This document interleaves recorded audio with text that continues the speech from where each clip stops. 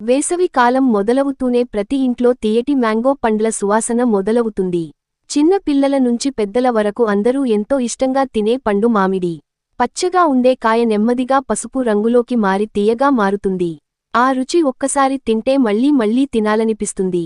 మామిడి పండును పండ్ల రాజు అని పిలుస్తారు. ఎందుకంటే ఇందులో రుచి మాత్రమే కాదు, ఆరోగ్యానికి ఉపయోగపడే ఎన్నో మంచి గుణాలు కూడా ఉంటాయి. మామిడి పండులో విటమిన్ ఏ, విటమిన్ సి వంటి పోషకాలు ఉంటాయి. ఇవి శరీరానికి శక్తినిస్తాయి, కళ్ల ఆరోగ్యాన్ని కాపాడటంలో సహాయపడతాయి. వేసవిలో వచ్చే అలసటను తగ్గించి శరీరానికి చల్లదనాన్ని ఇస్తాయి. చాలామంది మధ్యాహ్నం చల్లగా కట్ చేసిన మామిడి ముక్కలు తింటారు.